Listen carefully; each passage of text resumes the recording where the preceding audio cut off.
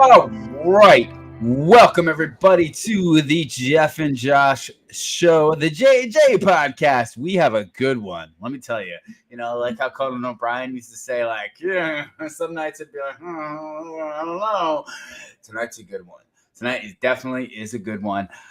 If you don't know, I am Josh Lewis, and I am here with Jeff, the entrepreneur, Jeff J. Cunningham, and we're going to be talking about some fun stuff tonight. I also want to get into some other stuff as well, but very quickly, before we start this show, I want to cover some of the topics that we're going to be talking about tonight, among other things as well. First off, we're going to be talking about the interview that just dropped 2 hours ago, and that is Tucker interviewing Putin. So good, man. I was watching that right before while you're waiting for me. Full disclosure, I have not watched all of it. I put it on 1.75 speed and was trying to watch as much as I possibly could before this show. We'll have to go to Tucker's Instagram and talk about the journalist that he asked him to set free. Did you see that? I did not see that. So it's right on his Instagram. He put it up. We'll get over that. We'll cover that. Tucker Carlson interviewing Putin, your first reactions. By the way, guys, I want to see if you can chat with us on Facebook, on LinkedIn, on Twitter, otherwise known as X, YouTube, whatever it is. I want to see if we can get your comments in. I was talking to one of my friends, and he was like, man, I think you guys should have comments in on the show. I think it would be really does comment on here, by the way. There's a few people coming in the restream. Shout out to restream. Right. And I know where we're able to stream. We can see a chat. I just want to see what comes in and what doesn't come in. So, guys, because one of my people watches on Twitch. So it should come in the chat. Just let us know where you guys are from. Just put it in the chat. We're going to be talking about Tucker interviewing Putin. We're going to be talking about Taylor Swift, our girl, Taylor. Man, she's under fire for polluting the earth by climate activists, and she sells her jet, or one of her jets, by the way. I want to get into a little bit about that. I'm going to make a prediction right now that Taylor Swift goes full Joe Rogan. Really? Interesting. You know what that means? Let's talk more about that, which I don't know what that means, but let's tease it for the end. Full Joe Rogan. Super Bowl predictions.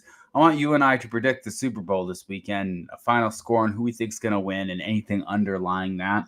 And also we're going to be talking about the Michael Rappaport saying voting for Big Dig Donald Trump is on the table. I saw that. And he was the one. Prince. We want to cover that. And also, none of these candidates received the most votes Tuesday in Nevada's GOP primary. Let's talk about that as well. And also, I want to tease something that Jeff does not know about yet. But I'm going to tease it because I think it'll be really good for our show. The good news is we have about 10 months to prepare for this, but I want to do it in about 3 to 4 months. I want to have a debate, Jeff, you and I. And we're going to debate two things. We're going to debate over Biden and Trump. And then you're going to take Trump's policies, and I'm going to take Biden's policies, and then we're going to switch it. And then you're going to take Biden's, and I'm going to take Trump's.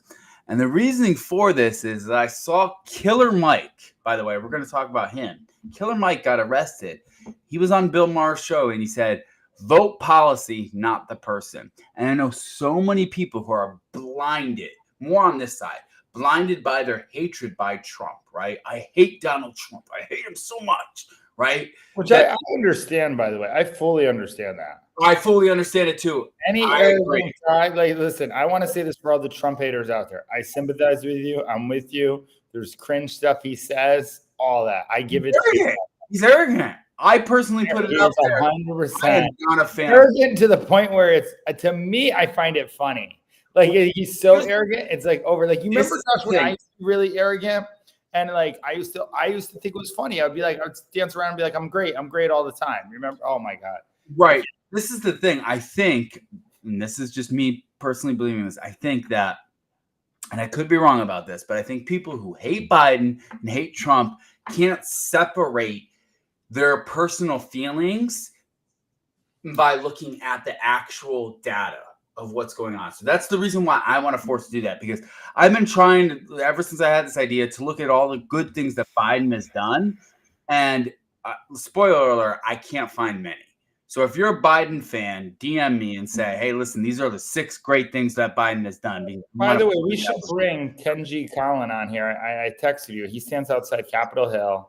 He does interviews. He had, I think, the Vision Pro goggles on today. He's a guy from Clubhouse I met. But he's definitely he's someone who would have a Biden stance. I want to invite some people on this. I was telling Sean, our friend Sean, he should come on as the Adam of the PVD podcast. We should bring him in one time. I agree, because you and I have very similar beliefs, even though like they're different. And I'm not going to say they're not. We'll bring on Frank one time, or have him call in, That's maybe a possibility.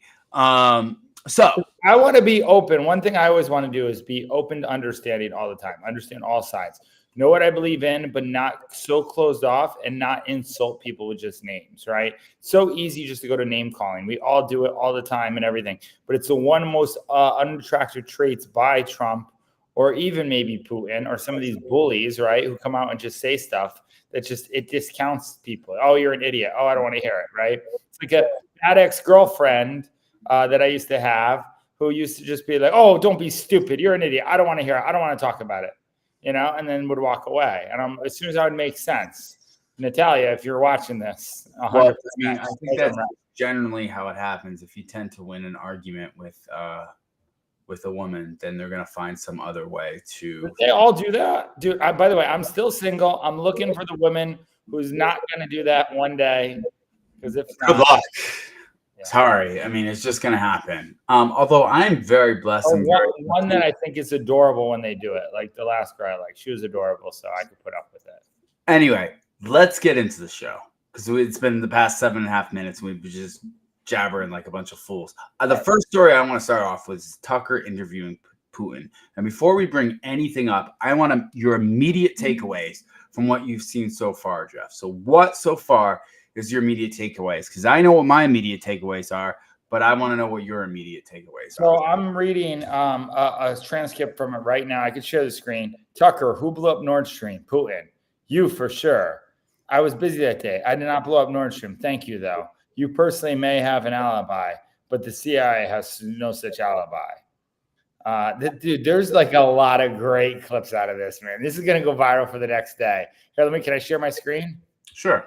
So I literally just went on Instagram, okay, which I want to go on Twitter more, but this is how you can see where. Now, hold on a second. I asked you one thing before you share your screen. Mm-hmm. I asked you what your immediate takeaways were, and now you're going to anybody else's takeaways, and that's okay. But before we get into that, I want to know what your immediate takeaways were, even if you just watched 2 minutes or 5 minutes. Yeah. So that's part of the reason why is I feel like a kid in a candy store. I haven't watched the whole thing, right?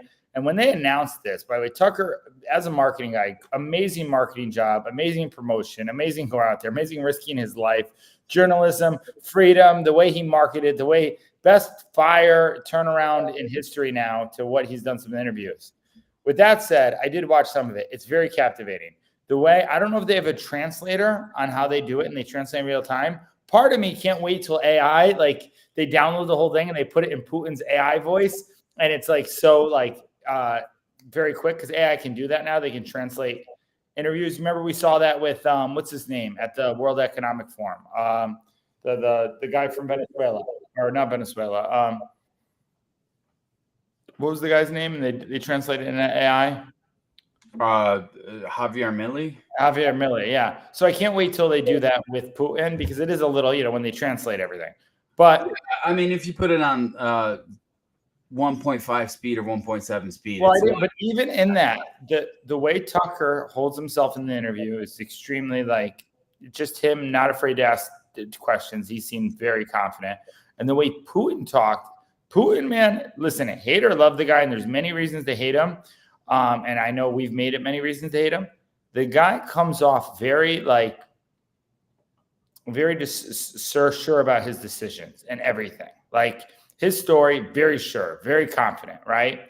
And he's very, very opinionated. And it makes me believe him more. And it's funny because I saw a clip on Zelensky in a puff piece. I forget where I saw it, where CNN was interviewing him, and he's crying and talking about ACDC. You saw that, right? Yeah. And it's funny because Zelensky's been this cardigan sweater guy who's come to our Congress and demanded billions. And I saw some meme that said, hey, don't forget to write Zelensky as your dependent for your taxes this year, right? And it's true, man. Like with everything going on, like it's crazy. It's true.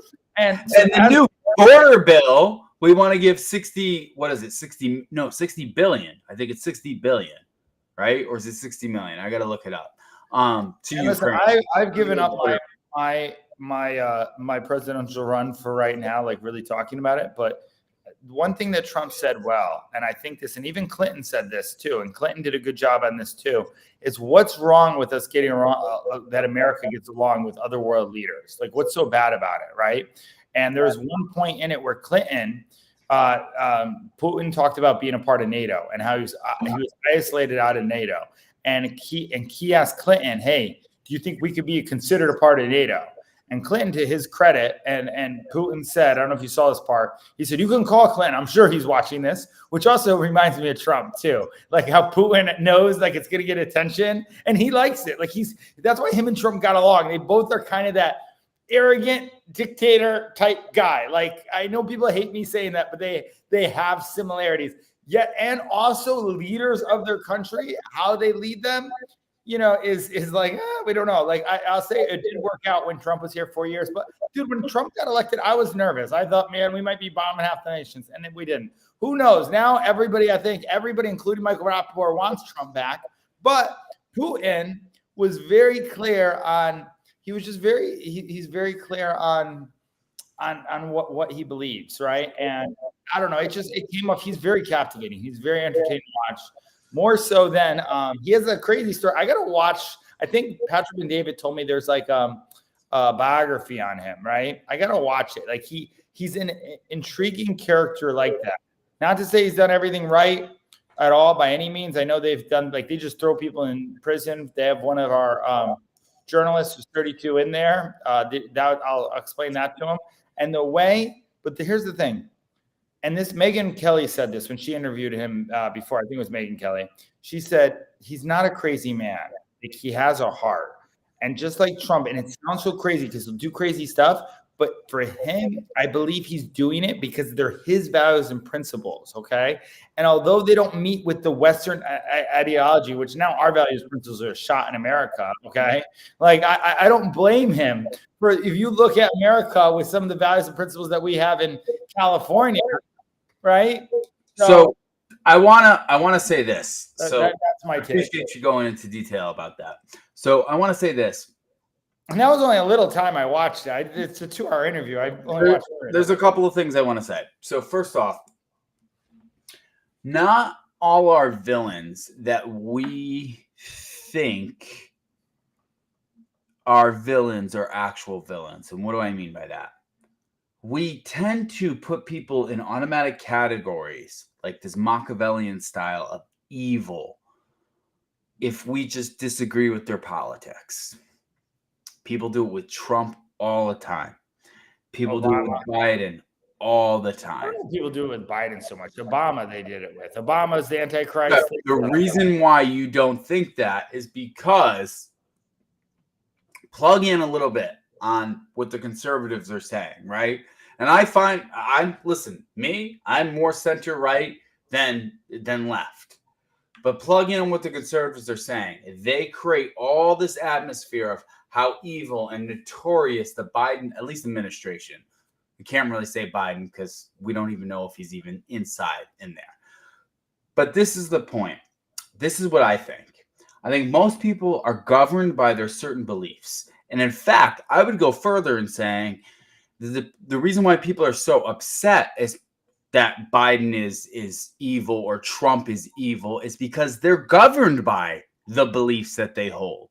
So in order for them to be governed by those beliefs that they hold, when Trump says something that they don't like or does something they don't like, or Biden says something that they don't like, or Putin says something that they don't like, then what's easy to do is write somebody off as evil and bad and just horrible and they have no idea what they're doing. It's either they're an evil person or they're a big idiot, right? It's like those two different categories people tend to put like these categories of people into. I think we're missing the point when we do that. If you put somebody in a category as evil without looking into it, or if you put somebody in a category as an idiot without looking into it, you miss the chance of connecting with that person. And this brings me to what I've seen in the interview so far. And I've only watched up to close to a half hour of it. There is a chess match going on between body language if you watch the interview. Tucker and Putin are checking each other constantly. Mm-hmm. Tucker says it in the beginning. He says, we asked him a question and he started going into history and we found that to be very annoying. So we tried to have him stop asking the questions and he found us interrupting him annoying. And as it's going on, when you watch in the first half hour of it, of them going back and forth, you can see there's this little, it's like them having like swords drawn. And one's going like this, and one's going like that, and one's going like this. But it's weird because they're building respect over time, over the half hour.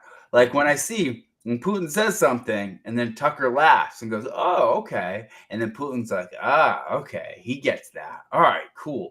It's this weird thing that they're doing is being said. It's body language and different language between other languages. Because remember, Tucker's speaking English and he's getting translated, and Putin is speaking Russian and that's getting translated. So everything that they're doing, there's another layer behind it. To me, this is fascinating because and this is why, and I want to get into this after we talk about this, and you're going to share your screen shortly, but this is why shit like this is so important, excuse my French, because Putin being interviewed by Tucker, and Tucker, by the way, in the first 20 minutes, a half hour, he is not easy on Putin. He is like, what the heck? I was shocked about, sorry. By the way, what colors are Tucker's tie that he's wearing? I didn't notice. I was more... Unless the tint is wrong on the video that I'm watching on X, they're fucking navy and yellow. What are the colors of fucking Ukraine? Oh, is that what the are? Dude, I looked at it within the first 5 minutes. I was like, I am surprised Putin didn't bitch slap Tucker for wearing a tie that technically, and it might be black and yellow. I don't know. But it looks very similar to Ukraine. I want to go look.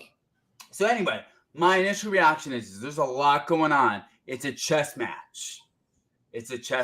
And by the way, this is good. This is a good thing. I know a lot of people don't like Tucker Carlson because, oh my God, he was on a right-wing thing. This is good. We need to hear more things from people. Like, instead of just hearing one side. By the way, we've only heard one side from Ukraine. We didn't hear from Putin. It's good to hear from it. We used to do that. What's her name? Barbara Walters. She interviewed Fidel Castro or Fidel Castro's son or whatever that was. It is good to hear from the opposition. Don't let anyone ever tell you different, because if you can understand how they think, then you can understand how they operate. If you understand how they operate, you can either come to a ceasefire or you can gain more knowledge on that person and you can eradicate them. So no dialogue is super dangerous. More dialogue is more safety. But anyway, go ahead and share your screen. So I want to say something about really quick body language. You remember we were in Barbados with Dan, right? There was a girl, didn't speak any English. I picked her up on language barrier. Remember that? Dancing. I do remember that. I was in Medellin, Colombia for about 5 months. And even though I didn't speak the same language as people, listen, 10% of it is words, like tonality and body language is like 80%, right? One thing even we were talking about in sales, right, in marketing, that body language is so key, right, on everything you're using. It's just such a huge part. Okay, but let's go into, let me share. Well, this is straight from Tucker Carlson's Instagram. So can you see my screen? You show it on stream. All right, there we go. Okay, so this is the one about Tucker asks about, great marketing, sense that he has 4 different ones up on Instagram. It's probably on Twitter too, but look here. Let's see. I do not remember. You don't remember? No. Do I have to remember everything? I have my own things to do. We have domestic political affairs. Well, he's funding the war that you're fighting, so I would think that would be memorable. Well, yes, he funds, but I talked to him before the special military operation, of course. And I said to him then, by the way, I believe that you are making a huge mistake of historic proportions by supporting everything that is happening there in Ukraine by pushing Russia away. I told him repeatedly, by the way. What did he say? Ask him, please. It is easier for you. You are a citizen of the United States. Go and ask him. It is not appropriate for me to comment on our conversation. But you haven't spoken to him since before February of 2022. No, we haven't spoken. All right, that wasn't the one I was going to play. All right. Hey, listen, I gotta say, this is great TV. No matter what, even if you do not like Tucker Carlson, even if you hate Tucker Carlson, this is great TV, man. I think this is the one I meant to click. Tucker asked Putin about jail. I just got to ask you one last question, and that's about Evan Gershkovich, who's the Wall Street Journal reporter. He's 32. And he's been in prison for almost a year. And I just want to ask you directly if, as a sign of your decency, you would be willing to release him to us and we'll bring him back to the United States. We have done so many gestures of goodwill out of decency that I think we have run out of them. We have never seen anyone reciprocate to us in a similar manner. However, in theory, we can say that we do not rule out that we can do that if our partners take reciprocal steps. What makes this different is the guy's obviously not a spy, he's a kid. And maybe he was breaking your law in some way, but he's not a super spy, and everybody knows that, and he's being held hostage in exchange, which is true. With respect, it's true, and everyone knows it's true. So maybe he's in a different category. Maybe it's not fair to ask for, somebody else in exchange for letting him out. Maybe it degrades Russia to do that. He was receiving classified, confidential information, and he did it covertly. I mean, this is a 32-year-old newspaper reporter. He committed something different. He's not just a journalist. I reiterate, he's a journalist who was secretly getting confidential information. I do not rule out that the person you refer to, Mr. Gershkovich, may return to his motherland. By the end of the day, it does not make any sense to keep him in prison in Russia. I hope you let him out. So, anyway, I want to stop and react to that right there. I mean, we can play them all. Do you want to play them all back and back? I mean, it's up. We'll play them, but that one right there, I just want to talk about that one right there. Dude, he literally, hello, sorry for bothering you. I want to offer promotion and channel and followers, viewers. Chat, but the price is lower. Sorry. Hope that's not Frank there. Someone's pitching us in it. Do you see that? First teacher's kid. I see that, yeah. Good marketing, man. Good marketing. So listen, but you saw that. Putin at the end says he has a heart. Dude, the way he even words it, it makes sense that he may go back to his motherland. That's him just saying, you know what, I'm going to be a good guy on here because everybody's watching. I'm going to let him go. But he was taking classified information. That's why we jailed him. You know what I mean? That's Right. If you look at some of the comments here, I'll go back to sharing the screen. Sorry. Okay. Yes, very good. Understood. So here. I just got to ask you one last question, and that's about Evan Gershkovich, who's the Wall Street Journal reporter. Sorry, not to play this again. Look, Tucker just out here negotiating world peace, no big deal,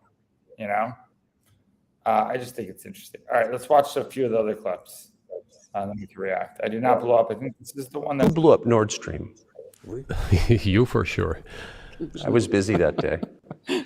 Nate, do you have I did not blow up Nord Stream. Thank you, though. У вас лично, может быть, есть алиби. У вас лично. You personally may have an alibi, but the CIA has no such alibi. Do you have evidence that NATO or the CIA did it? I won't get into details, but people always say in such cases, look for someone who is interested. But I'm confused. I mean, that's the biggest act of industrial terrorism ever. and it's the largest emission of CO2 in history. Okay, so if you had evidence, and presumably given your security services, your intel services, you would, that NATO, the US, CIA, the West did this, why wouldn't you present it and win a propaganda victory? In the war of propaganda, it is very difficult to defeat the United States, because the United States controls all the world's media and many European media. The ultimate beneficiary of the biggest European media are American financial institutions. Don't you know that? So it is possible to get involved in this work, but it is cost prohibitive, so to speak. We can simply shine the spotlight on our sources of information, and we will not achieve results. Who blew up Nord? I mean, dude, him saying that America is the biggest of propaganda, he's not wrong, you know? Yeah, the US dollar, which has kind of united the world in a lot of ways, maybe not to your advantage, but certainly to ours. Is that going away as the reserve currency, the universally accepted currency? How have sanctions, do you think, changed the dollar's place in the world? You know, to use the dollar as a tool of foreign policy struggle is one of the biggest strategic mistakes made by the US political leadership. The dollar is the cornerstone of the United States power, but they won't stop printing. What does the debt of $33 trillion tell us about? As soon as the political leadership decided to use the US dollar as a tool of political struggle, a blow was dealt to this American power. I would not like to use any strong language, but it is a stupid thing to do and a grave mistake. Look at what is going on in the world. Even the United States allies are now downsizing their dollar reserves. Seeing this, everyone starts looking for ways to protect themselves.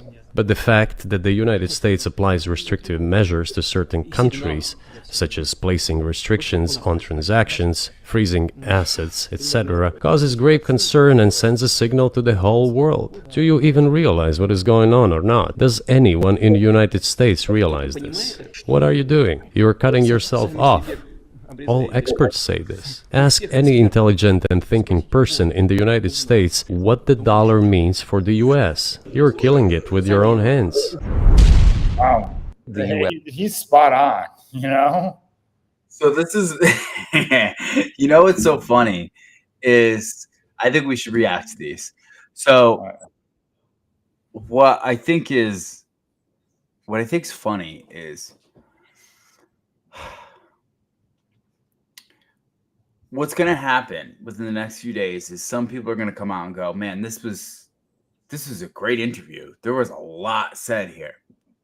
And then you're going to have a majority of people who come out, and I want to get into this in a second, who are trying to debunk everything that Putin is saying. Because this is the thing that sucks.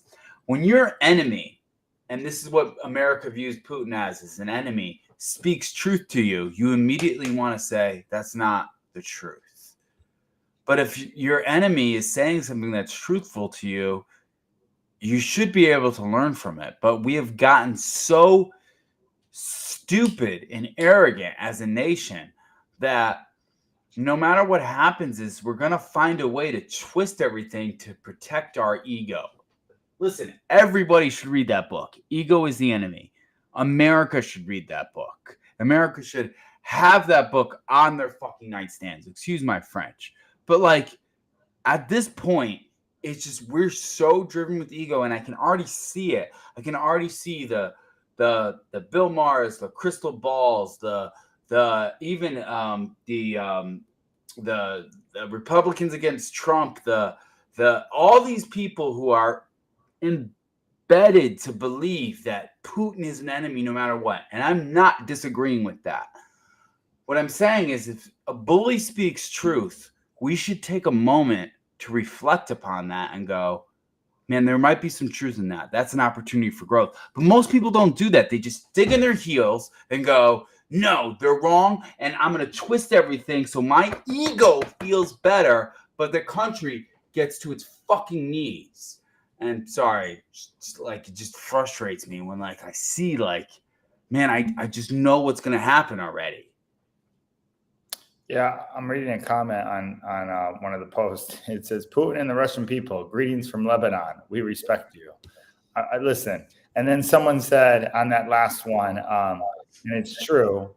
If Putin says someone said after this interview, if they don't allow Tucker back in the United States, all he has to do is fly to Mexico and cross the U.S. border illegally. I know, right? Everyone should support Tucker. Okay, blah blah blah. Putin telling like is Putin makes more sense than most of the politicians. Lord have mercy. When Putin says grave mistake, you know that's no good. All right, we'll rack to a few more clips here. We have a few more. Well, I want to share something that. Yeah, you can. I didn't even watch all these here. All right, leadership. That was the one. Did we watch this one? Yes, right. The US dollar. Yep, that was the one. All right, so this is the last one. Came out here before. Let's see this one. Yeah, we saw this one. Oh, we saw that was the first one. Okay, so we saw them all then. I did not upload mushrooms. So that's all we have for clips on his Instagram. There is another one, but here we'll go back. Let me stop. So let me share this. I think this is an important thing to share, especially after the context after this has been released. Right. After we see how hard Tucker is pushing, right? Will you release this guy? What did you say? Why are you doing this? He asked the why question, right? Chris Voss said, don't ask why. Why is it a fence question, right? And as if you're like Chris Voss being the hostage negotiator for the FBI, he said, never ask why questions. Why questions trigger people to get on the defense. And well, that's all Tucker's saying. Why are you doing this? What's going on? Right? Asking hard questions.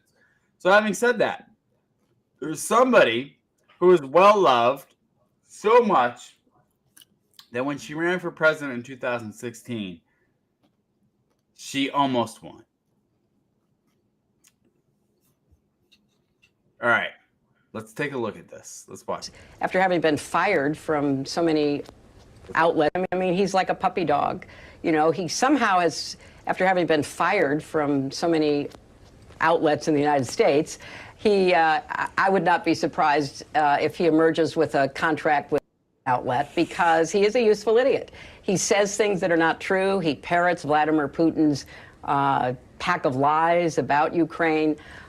So I don't see why Putin wouldn't give him an interview, because through him, he can, continue to lie about what his, objectives are in Ukraine and what he expects to see happen.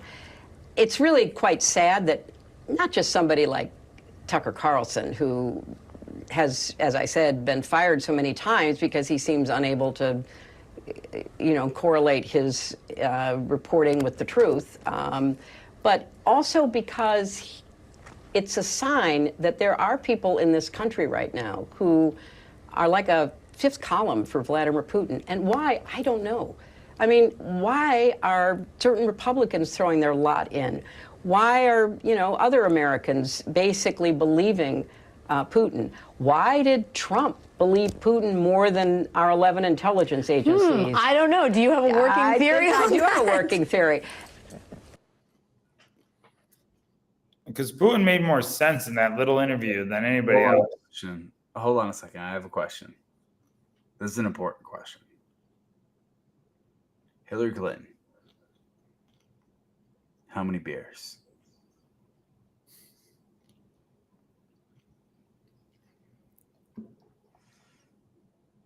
Why, you think she was drinking?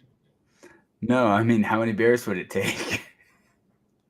Dude, it took a lot for Bill to leave her. Monica Lewinsky is looking pretty good right now. Listen, I'm in a silly mood tonight, but this is the thing. She's very good at what she does. And in fact, like watching that is like so the whole story was like Putin collided with Trump in order to get Trump elected and everything. It was like this remember the whole entire thing.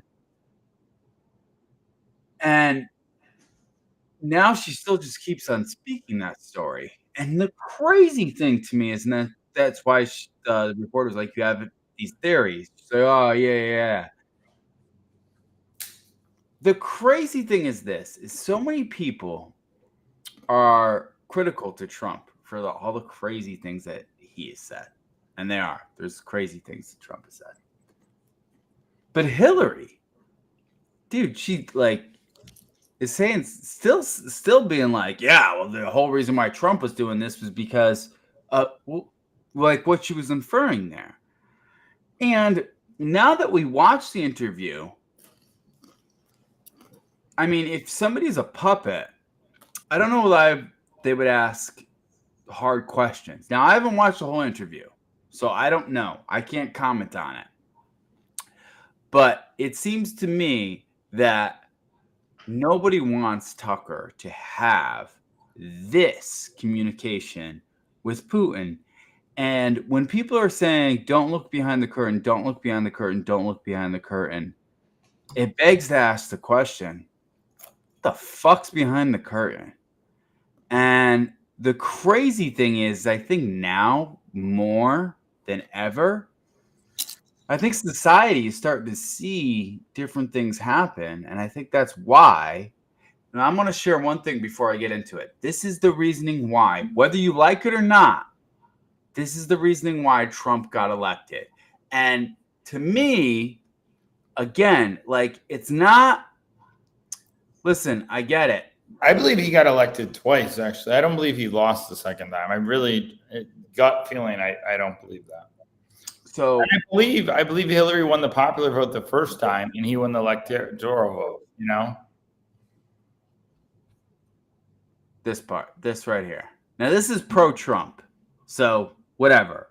But take it for a grain of salt, because Dave Chappelle, I know he can get preachy at some points, but he said some interesting things here. I've never seen a white male billionaire screaming at the top of his lungs, this whole system is rigged. And the moderator said, well, Mr. Trump, if in fact the system is rigged, as you suggest, what would be your evidence? Remember what he said, bro? He said, I know the system is rigged because I use it. Did you use that $916 million loss to avoid paying personal federal income taxes? Of course I do. Of course I do. No one ever heard someone say something that true. And then Hillary Clinton tried to punch him in the taxes. She said, this man doesn't pay his taxes. He shot right back. That makes me smart. That's why. See, I understand the tax code better than anybody that's ever run for president. And then he said, if you want me to pay my taxes, then change the tax code. But I know you won't, because your friends and your donors enjoy the same tax breaks that I do. I've never seen. So the interesting thing about that is he called before that in that thing, he said, Donald Trump is somebody I call an honest liar. He came out of the house and said, can you believe what they're doing in that house? And then he went back in the house and just kept doing what they were doing. The crazy thing is that I think the reason why Trump won is because he actually shined the light on some things and made people go, oh my God, for one point, a certain demographic of people said, I don't feel like we're getting lied to. And the other demographic went, how dare he do that? How dare he say that? And the challenge is we don't have politicians that we trust anymore because social media is so transparent. When Biden lies or Biden gets up on stage, we can find out like that. When he says something about how the economy is amazing and how it is, you just ask somebody who's middle class, who makes $50,000 a year, $60,000 a year. You go, hey, how's the economy for you? And see what they say. There's a lot of people out there who make over six figures. And they go, the economy's not that bad. Actually, with Biden, it's not that bad. And it's not that bad because you haven't been hurt as much. And what you're failing to see is that what's happening right now is eradicating the people that actually vote for the people. The people who make the $50,000 a year, $60,000 a year, $40,000 a year. They can't afford anything. And everybody's like, oh, well, it's not that bad.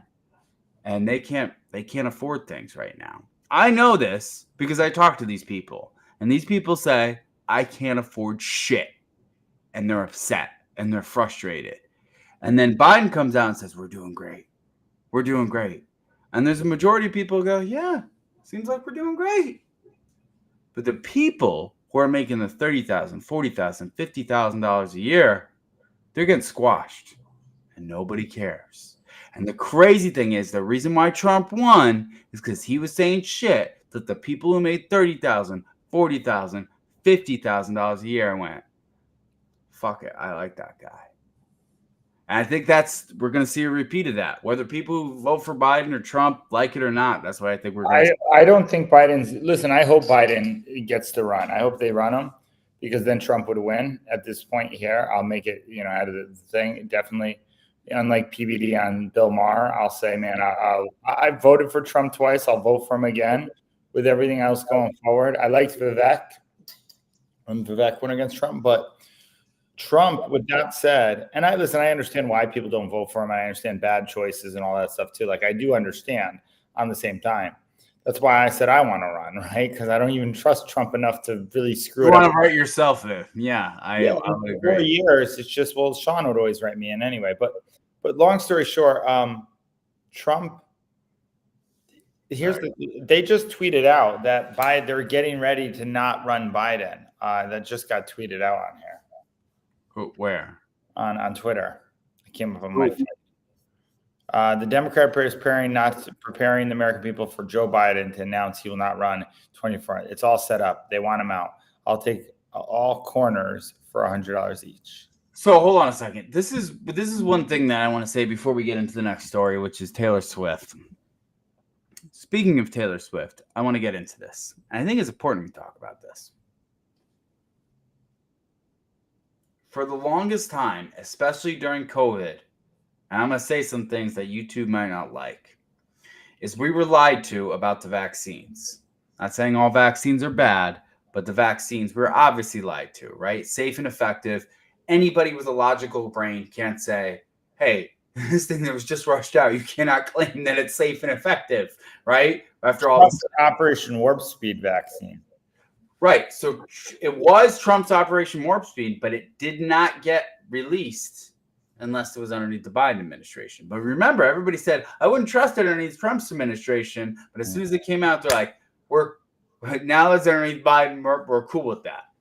I don't even know the psychology behind that. Because Trump might know what I think it was. Trump wasn't going to go to Pfizer and the donors. I really think so. I think just like he did the Kodak thing where he brought Kodak in, and maybe I could be wrong, but Trump will make a business decision that's better for America. He's done it time again. It doesn't matter if it pisses people off. He's done it with listen, I would like to think that's the case, that we would have somebody who would do that, but I think Trump would shake hands with people in the pharmaceutical industries. I could be wrong. Yeah, because there's money in it, and I can see that too as well. But this is the point I was trying to make. We were lied to a lot during COVID. And not only just lied to, we were misled about a lot of different things. Fauci coming out, don't wear the mask. The mask is just in the crate. And then now you're going to want a double mask, right? Like all that, right? And we were like, what am I doing? Am I wearing a mask? I'm not wearing a mask. I remember working in the restaurant industry. And then people then saying, oh, you got to wear a mask. And people go, but I'm vaccinated. Here's my vaccine card. And it was weird because when I would tell people, I almost felt like I had a certain amount of power of saying, it doesn't matter. Your vaccine card don't mean shit, right? You got to wear the mask. Yeah, I still don't get why people are wearing masks today. Like I'm on the elevator today here, and listen, I didn't even want to tell people that. You know what I did? I just pointed to the masks, and I was just like, whatever. It is what it is, right? But the crazy thing is the people who took the vaccine for so long were like the Jimmy Kimmels and everybody were like, oh my God, get rid of them, whatever it was. And then we find out all the data based on the vaccines, right? There's no data. They're not safe and effective. They're as effective as we thought they were. The 93% is down to like 27 or 23%, whatever it is. And oh yeah, people are getting vaccine injured all the time. Right? People are getting paralysis. People are getting Bell's palsy. They're getting all these different things because they're a new vaccine. Like we all knew this could happen. It's not like I was getting So I was a 1099 salesman at that time. I was getting severe pressure by everybody. Just get the jab. Why won't you get it? That was the whole thing. And there was a point when I was with Dad, and I thought, well, maybe I'll just get it to help Dad. Like, yeah, dude, here's this thing. Same thing. I thought the same thing too. I'm like, I'll just get it. They're pharmaceutical companies. I am biased against pharmaceutical companies because of Jay and everything like that. But I was like, you know what? They probably know better than I. Only until I started seeing I got COVID. Then everybody else was getting, who I knew was getting, not everybody else, but there were people who were getting vaccine injured. And I was like, dude, if I got COVID and I got the antibodies, there's no reason for me to get I remember I think I had COVID when I stopped at Dad's house and there was a cat there and I couldn't breathe at all. But I just thought it was the cat thing because, that, Well, yeah. So the point of me saying that, all this is we now have a bad taste in our mouth. Even the people who are like gung-ho of like, I still believe the vaccines are great and everything like that. I'm not saying, listen, go ahead. There's personal people that I know and love who take vaccines. My son's gotten, not the COVID vaccine, but my son's gotten all the vaccines. I'm not anti-vaccine. Having said all that, now there's a lot of people, more on the right, the conservative side, who are like heavily into the conspiracy theories. Why? Because those people were vindicated, right? You felt like you were lied to, and then the truth came out. By the way, nobody gives a shit anymore, right? Now we know the vaccine's true. I don't think that's true. I think Aaron Rodgers does. I think there's a lot more people. Did you see the quote on it was on Patrick and David's thing? They showed some girl, and she just broke it down. She said 90% of people are blind. There's 5% who don't care. Did you see that? That is about 5% of voices. That's part of why we're doing this show, right? 100%. Right. I want to be part of that 5% who's woken up and it's like, hey, listen, this is the truth. We can critically think. So having said all that, we have gone into the point where some people have felt vindicated because like we found out, hey, the vaccines were shit. They didn't work. And everything they said was a lie. And Fauci resigning, but like he probably should get fired. Like all these different things, right? They find out it should be true. So the people like had these whole things, these memes. Conspiracy theories just mean spoiler alert, right? And now the challenge is people are starting to think that no matter what they say is golden. So whatever I say now, because I was right because the vaccines were shit, I was right because of that, then I could be right about this next subject. So having said all that, that was a preemptive into our next story. And I was wondering where that came from. That was like a long tirade. It was. And I mean, you were interrupting. So, I mean, but you weren't pushing back. I'm trying not to interrupt, but I was. No, I appreciate you pushing back.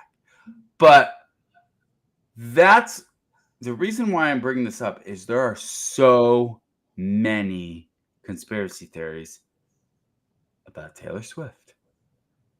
Now, like, have you seen all the things that are going on with Taylor Swift? Do you see what she wears during her concerts? Do you see the fact that she wore a black robe? Do you see, like, it gets to be a point where it's too much. Like, you think she's a Satanist? I don't give a shit, to be honest. Because you know what I think? I think Lady Gaga probably is. Like, there's videos of her, like, doing crazy stuff. I think Katy Perry, I think all these people did some things that they're probably, it's not stuff that I agree with. But guess what? They're also fucking talented. And they are doing something that I personally applaud. And that is they're taking their talents and they're using to get money from it. And good for them. Do you think there's really a thing? Like, I never thought about it, but I used to watch in cartoons, Sell Your Soul to the Devil. They used to have it in there where we can probably look up. Like Faust. Yeah, Faust, all those. Yeah, I don't even know first, but you know what I'm talking about. And then, like, you see Lady Gaga, who has the #1 hits, very popular. Is there a point in, like, Hollywood? And I talked to Jasenia, who's in Hollywood, and I asked her about, is there, like, child and satanic stuff? And she said yes. And I've talked to some people who are actors and been like, yeah, it gets kind of dicey.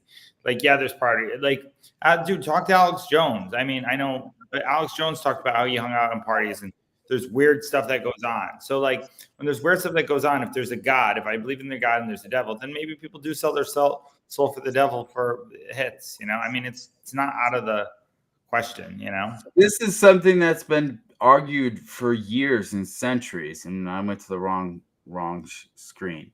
But this has been for all of centuries. So, Faust. What is the story behind Faust? Faust, hero of one of the most durable legends in Western folklore and literature, the story of a German necromancer or astrologer who sells his soul to the devil in exchange for knowledge and power. Worldly knowledge and pleasure. So, I mean, this is pretty interesting because we feel as if this story still speaks to us to this day. So what does that mean? We go, is it possible that these people do these things? Is it possible? And honestly, it's not out of the realm of possibility. However, I will take things on factual data. So having said that, this is why I wanted to get into this, because the right was going crazy about Taylor Swift, right? And then poor Taylor, and I'm only saying poor Taylor because she's getting it from all angles. The left comes out and goes, wait a minute. You're going to travel all across the globe and then try to get back to see your love in the Super Bowl? And they started going nuts on her because of climate change, because of, I guess, climate change is now a left issue, right? And because of this, reportedly, our girl Taylor sells her jet. She, from what I understand, she's got a couple of jets, but she sold one of them. Taylor Swift has sold one of her private jets as she considers suing college student Jack Sweeney for tracking and sharing her whereabouts. Sweeney not only shares locations of celebrities, but also their estimated carbon emissions.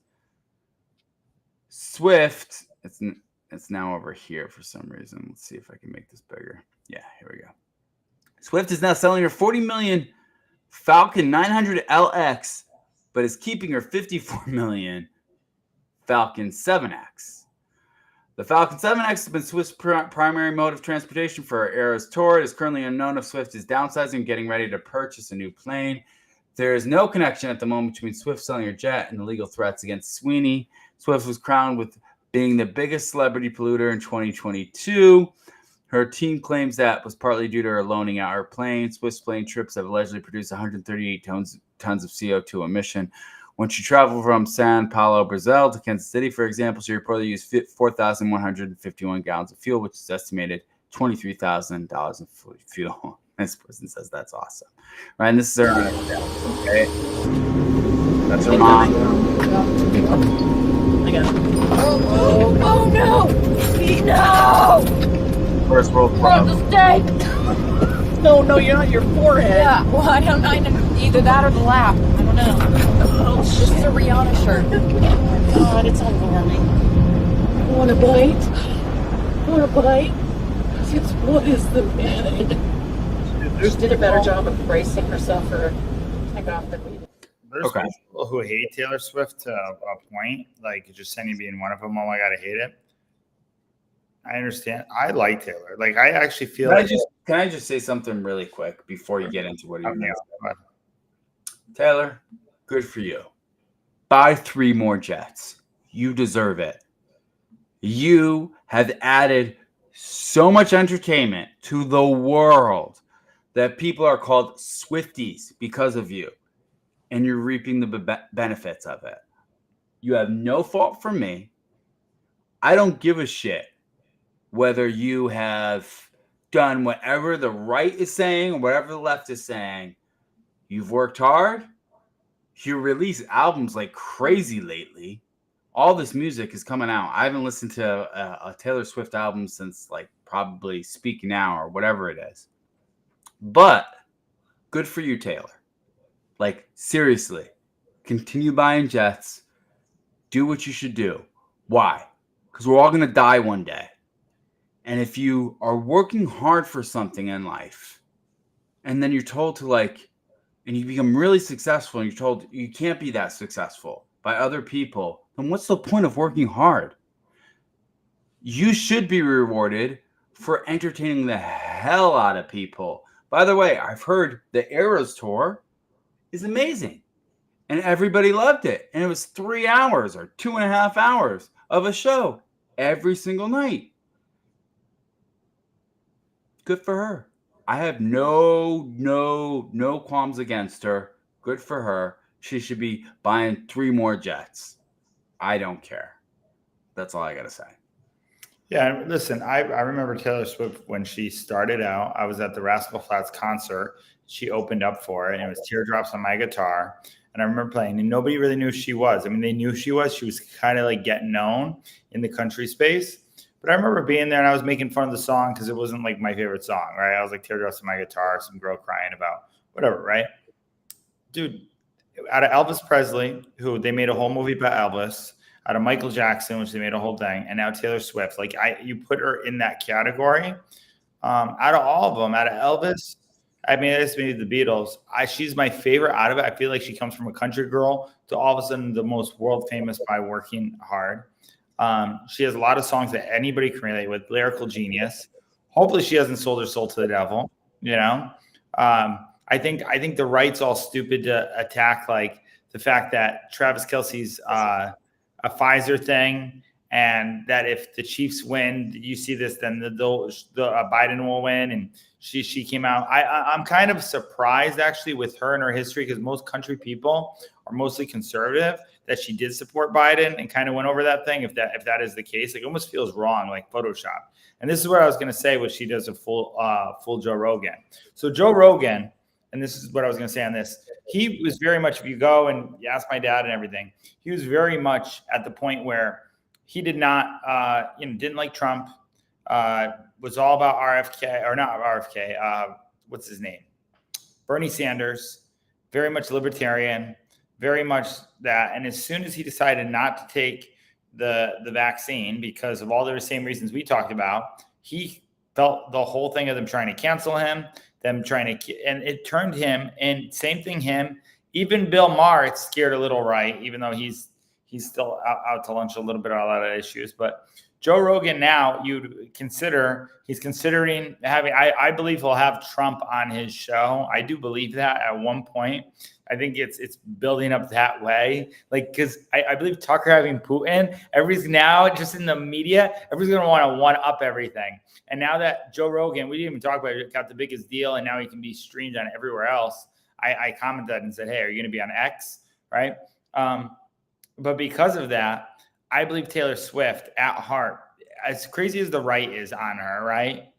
I believe at heart, if the left, like with the tracking the plane, will scare her right. I do believe that. If she didn't totally sell her soul to the devil, I believe she'll come around. I believe she'll have a come to Jesus moment, just like Joe Rogan probably will too. And yeah, I believe in these very times. That's interesting, and I think that's plausible. However, why? And I'm just curious of why we think come to Jesus moment is coming to what the right side says as opposed to the left side. And honestly, I know the reasoning why is because the left tends to be more extremely there is no God, atheist, agnostic, and the right tends to be more like Jesus. Yeah, I meant come to Jesus figuratively, like, come back, like it's kind of in a figurative thing, but also in a sense, a way like that too, like both sides, right? Yeah, No, I know what you're saying, but I find it interesting in the fact that like it's something that we're just discussing and saying, hey, it's a come to Jesus moment, meaning you're not so. This is the way I look at it. Elon Musk even had a come to Jesus moment. He was very much voted for Biden, very left, climate control, sure, I'm going to treat the things. And now he's bought Twitter, free speech. And I bet you Elon Musk will vote for Trump. I think he would. I think Elon Musk was like me, where he would have voted for Vivek and really liked Vivek. And now that Vivek is, if it comes under Trump and Biden. I don't have it, do I? Do I have a blue marker? Maybe I do. Okay, so this is the way I want. So we got the red and we got the blue right here, right? And this is how we were like prior. This is how everything was before. So we've got the blue and we got the red. And what happened was, and we've seen this meme before, is the red stayed here and there was a center, which is my head, and then the blue left, went all the way to the left, right? I feel lately the right's gone a little bit like this, but they haven't gone all the way crazy, right? But the left has.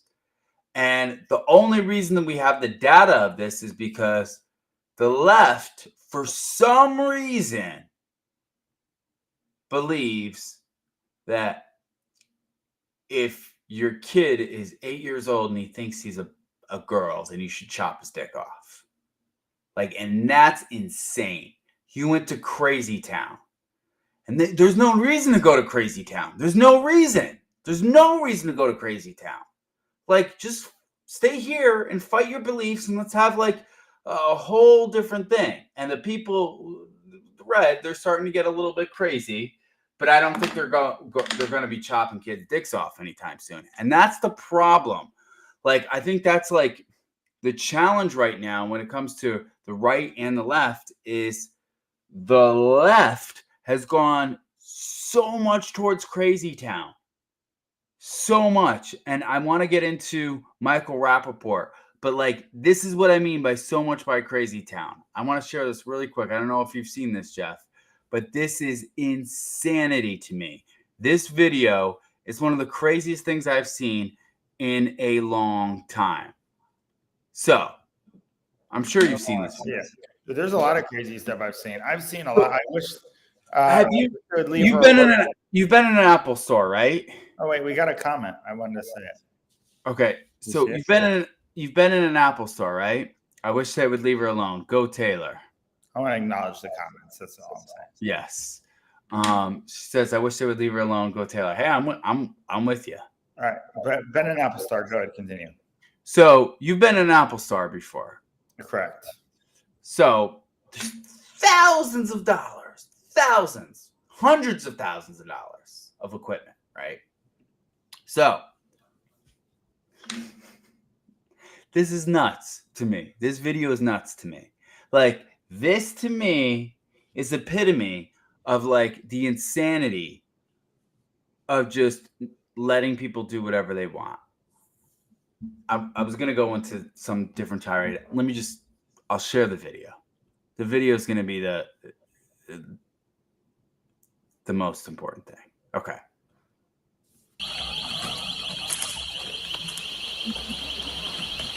So we've all thought about doing that. From an Apple store. Ripping it out. Okay, so how much are these?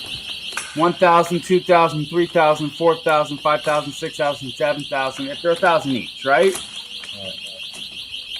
He's got maybe $30,000. This guy's filming him. Yo, here's the kicker. He walks outside. There is a police car right there, and he walks by it to the point where he almost hits into it. And then goes into a car. Well, I don't think he got away. So obviously, I don't think he got away they got either. tracking devices on those things, man. Okay, cool. But why does he think he can do that? And by the way, there's a police car right out there. Why does he think with a police car right out there, he has no disregard for the fact that there's a police car out there. And then he's going to go, I don't give a shit. Why? Because what are the cops going to do to me? Fucking nothing. And then he goes and he steals everything and he puts it in his pocket and he goes to the point where he walks out and there's a police car right there and nearly hits into it. Let me tell you something. When I am driving to the gym at 6 o'clock in the morning and a police car pulls behind me, I am thinking to myself, oh my God, is my registration paid up? Is my emissions paid up? Am I driving the speed limit? Am I doing whatever it is? This guy does not care. Why does he not care? Bad policies. What is happening is we're not prosecuting these criminals anymore. Hopefully, since this guy was filmed, that he will get prosecuted. But this guy is literally just walking in and nobody's doing anything. He's just ripping things out. People are just filming him. There's no security. There's nobody saying, hey, stop doing that. They're just like, okay, whatever. And the guy just totally disregards the fact that the cops are. This is Oakland, California. And to back this up, by the way, do you know how many businesses have closed in Oakland, California? Big businesses. They're closing left and right because of policies like this. And nobody's being held accountable. Dude, I was in Beverly Hills, okay? Beverly Hills is beautiful. I was there right before the wedding. It's kind of like the design district down here. Beautiful, right? And then I was there 2 years later, sleeping in the car, and the cops were like, no, it's not good here. There's people robbed. And even Albert Preciado was like, don't go down to Beverly Hills. Go to Century City. People get robbed there, blah, blah. And, dude, then there's videos in Century City Mall in L.A. where people went in and just robbed everything. Listen, Trump said we should just get rid of California. Do we even need it? Like his whole point. And the fact that the people are talking about Governor Newsom, who is very political and speaks very well, who's governing that state, there's Oakland concerns as businesses. There was a thing where Governor Newsom is trying to save Oakland. There was a headline. It was in PBD's thing. I didn't watch it. I'm glad for a headline because Oakland crime concern list of businesses and companies leaving or taking action. This is 6 days ago, 7 days ago. Crime and safety concerns in Oakland have prompted several businesses and companies to take We need action. Batman. That's what we need. It's getting like Gotham City, man. It is. Okay, the area has been plagued by robberies and cars and break-ins. Starbucks, Black Bear Diner, Subway.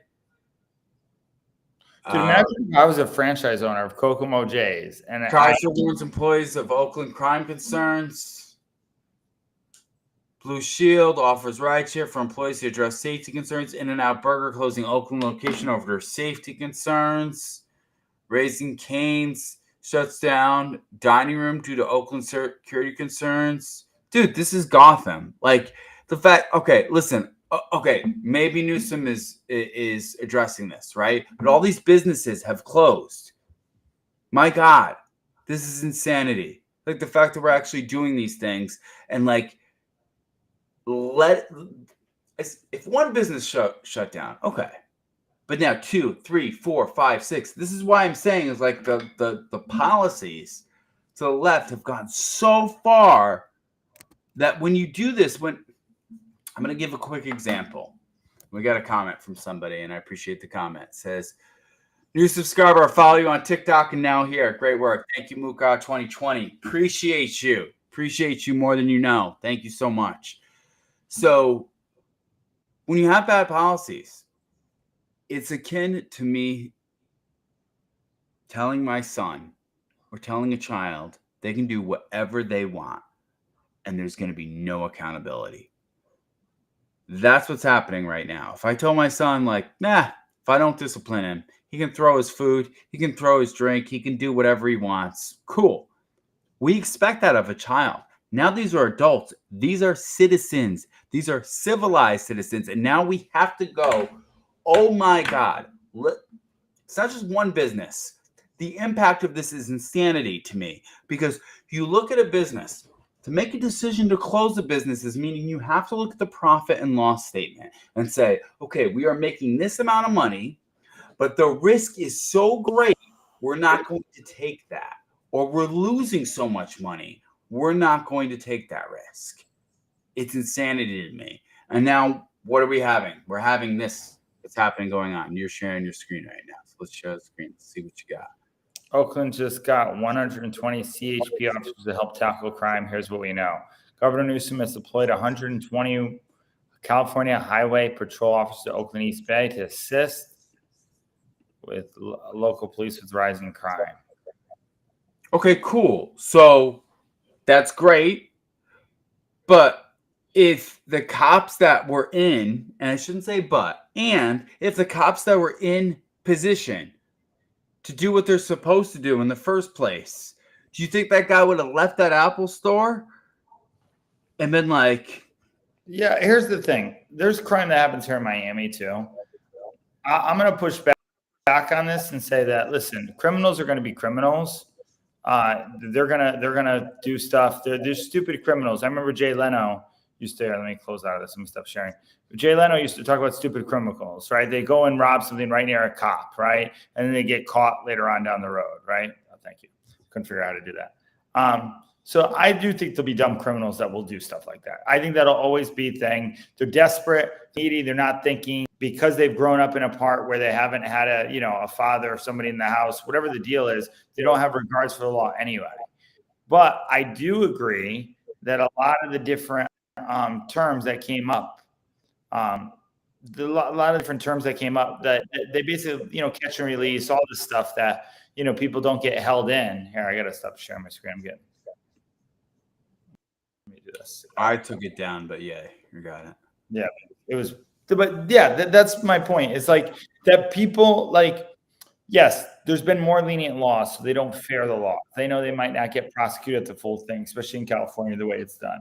The way they wrote all the laws, obviously there's a reason why crime is. You need to have law and order 100%, or you will have that. This is an example of not having law and order and where it's at. And now, it's maybe a little bit too late, and there's a lot of businesses that are already closing. It's horrible. The one thing that I love about Midtown Miami here, right where I live, is they have cops here all the time. Like, they make sure that the police is felt, the force. When I first came here and I was here with the Turo, we were out in Brickell. We were sitting up. He goes, "Oh, see what they do?" And they took all the cops and they put them all around. He goes, "That's just saying that they have the presence. Like, we're here, right?" And they just all turn on their lights, Right. You need it. Listen, I'm going to give an analogy, and then I'm going to tie it to reality.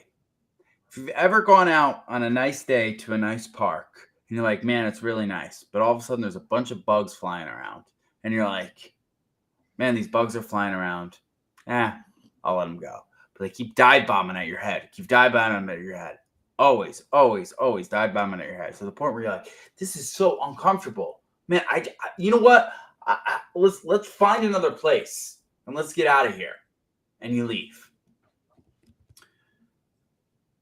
You have to make the environment so uncomfortable that criminals feel like they have one of two choices. One, they have to leave, or two, they got to stop doing their shit.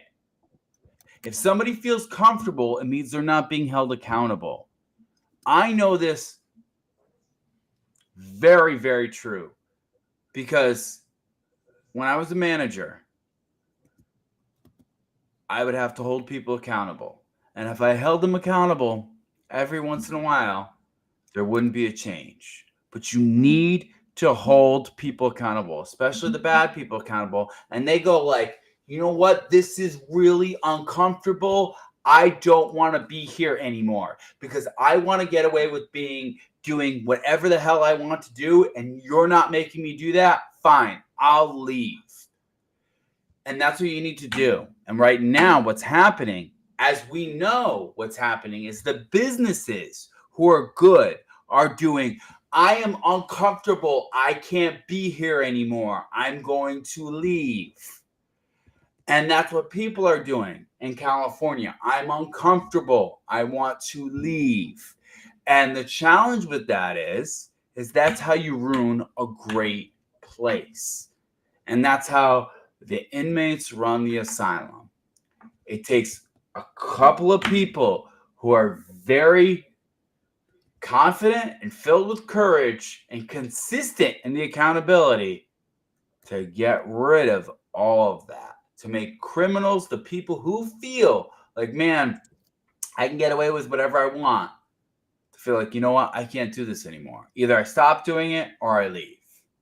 And right now, what we've seen is businesses are leaving, and now Newsom is saying, all right, we got to get more cops in here.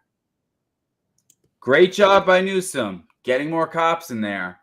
Here's the challenge, and here's the unfortunate truth. If you empowered your police officers to take action and backed them up, you wouldn't need to do that. What do you got? I was retweeting our post. I tagged Hillary Clinton. Oh, good. I'm not suicidal. I love you, Hillary. How many beers? All right, let's. The good thing about tweeting out, people can see it. Like it comes up that I mean, obviously, Tucker Carlson gets probably 1,000 tweets tonight, so we're lost in it. But I've tweeted out people and they see it. Let's wrap this up a little bit. Because this has been a long. I know I got an 11 p.m. emergency consulting deal with one of my guys tonight. Fantastic. I'm sure they'll get a lot of value. All right, so let's talk a little bit about the Super Bowl and do a prediction. Okay. So who's playing in the Super Bowl? Oh, Jeff. What, the Chiefs and Brock Purdy, but actually both Patrick. I don't like Patrick Mahomes. I don't know why. He just irks me. He's like too talented, and he thinks he's hot, and he's supposedly a Christian, but he just seems like such a. I just don't like him. So, and yeah, the Chiefs are definitely the favorites. And Brock Purdy looks like a Mormon or like a homeschool Christian kid who made it to the NFL as Mr. Irrelevant and just is like, I give all praise to the Lord, and goes out there and is cool as can be. And, I'm rooting for the San Francisco 49ers to win. And reportedly, he's making less, Brock Purdy, than some college players have made.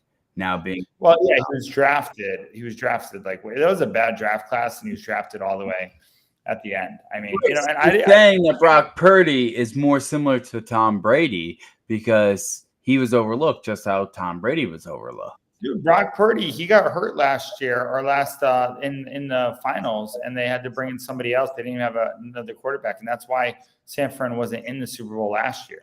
So, having said all this, we know everything that's going on with Taylor Swift and Travis Kelce and everything like that. Some people think it's a conspiracy that the Chiefs were made to win so Taylor Swift can turn around and go, oh my God, I'm going to promote Biden now. And then Travis Kelce is going to be like, I'm going to get another shot.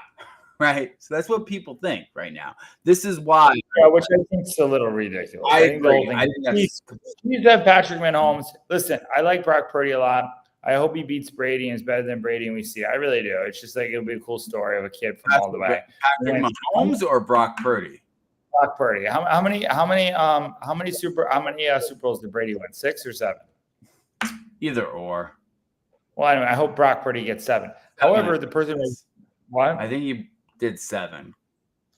The person who has more of a chance to do that is Patrick Mahomes. He's been in the Super Bowl, although he already did lose to Brady once. They beat him in Tampa Bay, and old Brady beat Patrick Mahomes, and they beat him solidly. I was actually at a business conference. I didn't get to watch that Super Bowl, but Patrick Mahomes maybe has a better shot. But we'll see. I mean, it does make it interesting here. All the teams I really wanted to win are out. So do you want to do a friendly bet?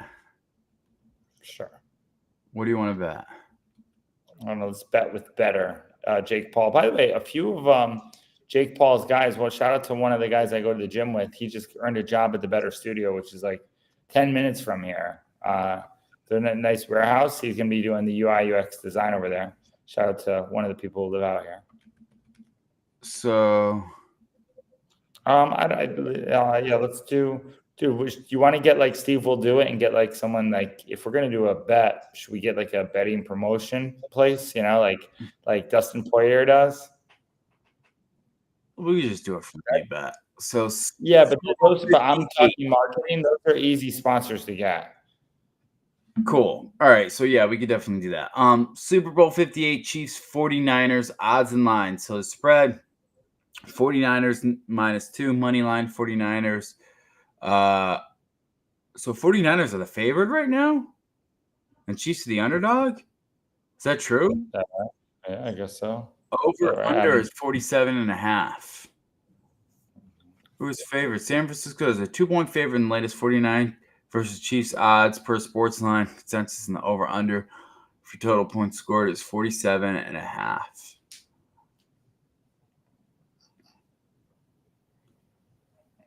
Yeah, I mean that's crazy, but that's yeah, I mean, to me. San Fran was more of the solid, complete team, you know? So who do you think? Who do you think is going to win? Who do I think? Who do I want? Who do I think? I haven't watched enough football this year. What? Both. Who do you want? Who do you think? I want San Fran to win.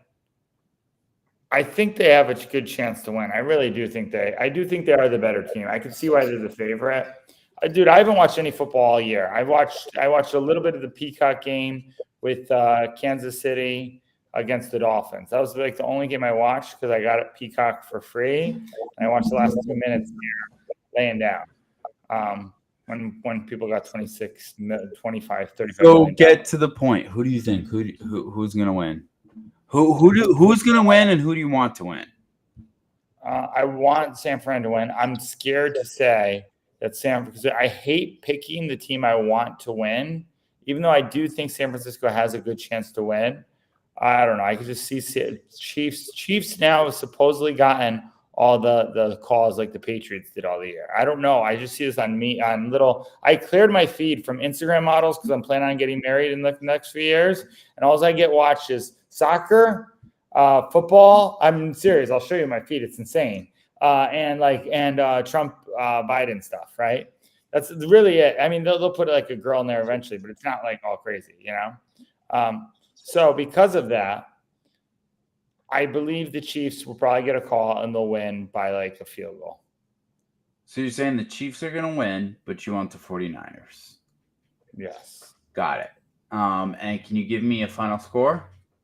27-24 Chiefs. 27-24 Chiefs. Okay. I wish I could do one of those Super Bowl squares thing. Maybe they have one over here. I love doing those things. Those things were fun. I'm going to say it's going to be 21-27 49ers. It's funny. I feel like we'd have another show. Maybe we do. Maybe we should do a live stream show during the Super Bowl here. It depends on what I'm going to do. I'm not sure. Yeah, I know. Yeah. So this is. Do people have Alpha's call? Interesting. Probably. I mean, I don't know what he would do. This is what I think. I think that just based on a game perspective, I think Brock Purdy has a lot to prove. I think the 49ers feel like they're the underdogs, even though they're not, because all the attention is on the Chiefs. It's been thanks to Taylor, thanks to Travis Kelce. But also Travis Kelce has seemed really pissed off lately.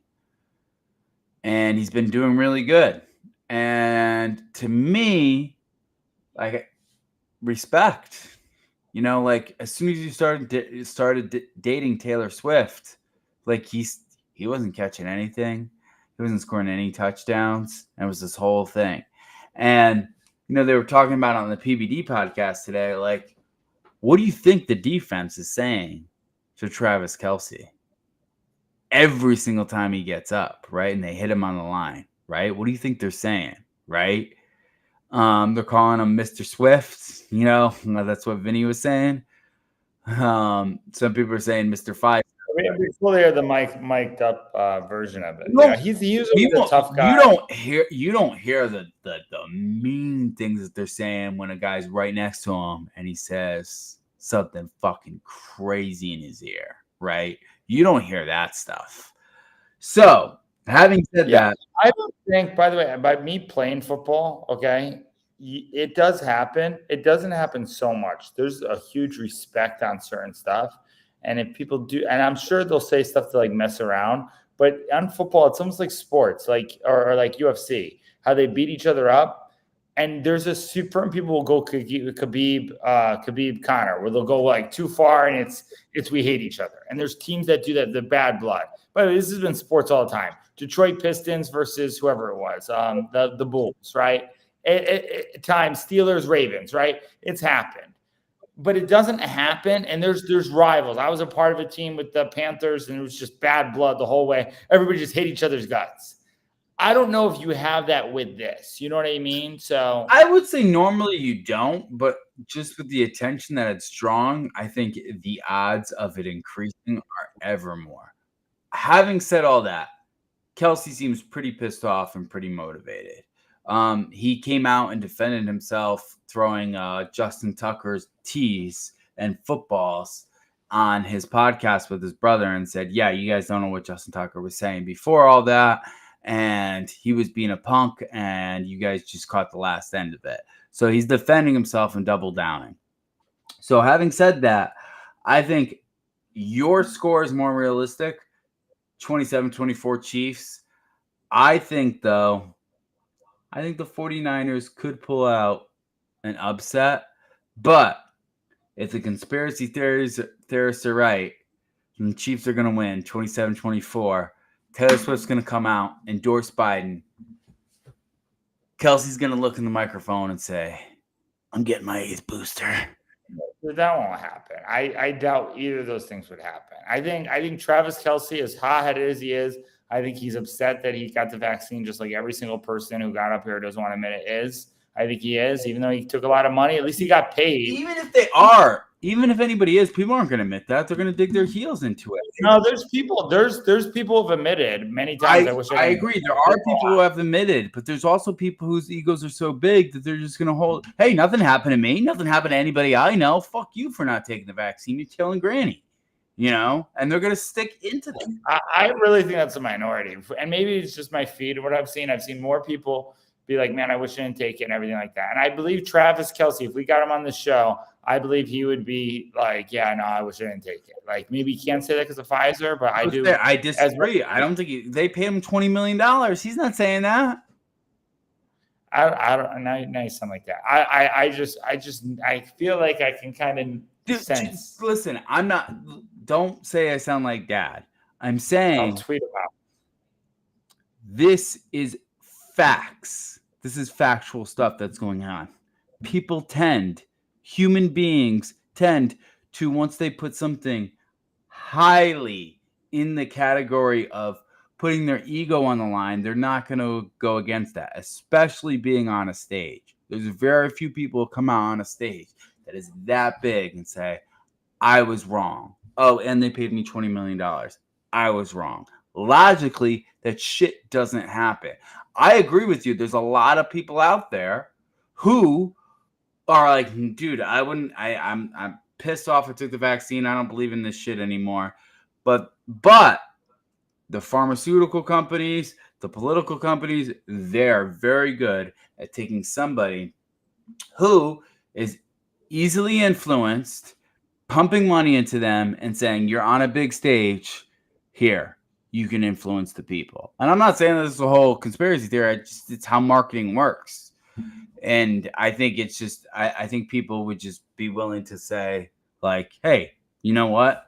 It is what it is. I still agree with it. We can agree to disagree. Anyway, I think that wraps it up. An hour and a half. The J&J podcast, 9:28 p.m. 6:28 on the West Coast, Oakland. It's just getting dark. The criminals. Look, Travis Kelce. This is the headline I just looked. Travis Kelce, just like us, hesitated to get the vaccine. Now encourages everyone to get it because he got it. That was in 2021. So my point in saying this, if he hesitated because I didn't know this and then got it and they gave him a lot of money, what's hesitant now? He's encouraging, right?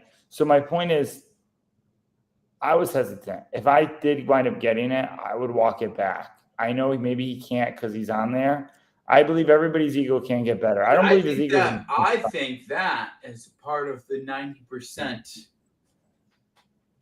of people who are awake, are asleep. That article out there is primed for you to say exactly what you just said. And that is, he was hesitant, but he came.